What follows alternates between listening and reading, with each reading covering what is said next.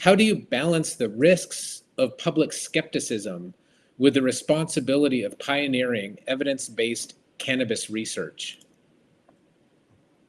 Well, I am an immigrant, right? I was born in Haiti, so I'm Haitian American.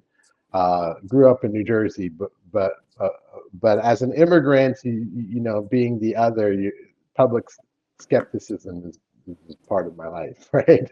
So maybe that's, the negative of it is having to experience it, but the positive is if you're comfortable with it after years, then you can enter into fields and challenge certain perspectives. What's exciting to me, I mean, in relation to the to cannabis and the endocannabinoid system, the system in our bodies that sort of mitigates, modulates, affects these four domains, the four symptoms: pain, mood, sleep, and appetite, is that it's an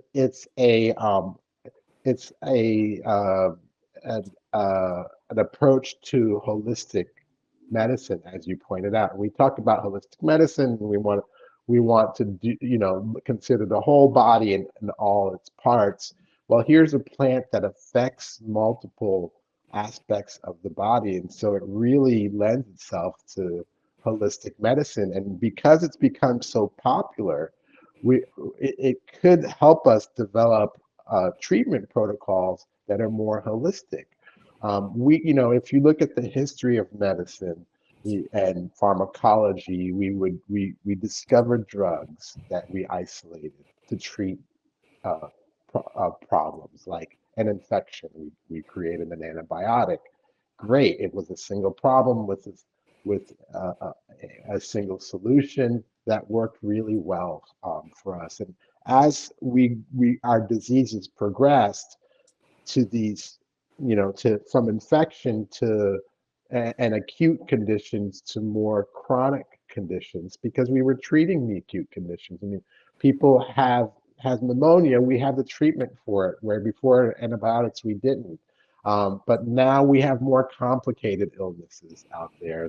They encompass many symptoms, and so a holistic approach is needed to treat the more complex chronic conditions that we're experiencing. And so maybe this is why cannabis is coming into relevance now, is because of that. Is because we did really well with treating a lot of the infections, and you break an arm, or fracture an arm, we can set it, surgical procedures, and so these things we've done really well with, but we're not doing great with the chronic conditions. And here comes cannabis, ready to sort of uh, contribute and maybe solve that and bring a new concept to it. So what's interesting to me is that I can, instead of targeting one thing like infection, now I'm looking at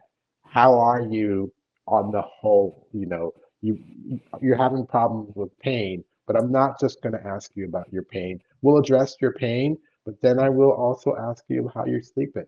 Maybe the pain's keeping you up.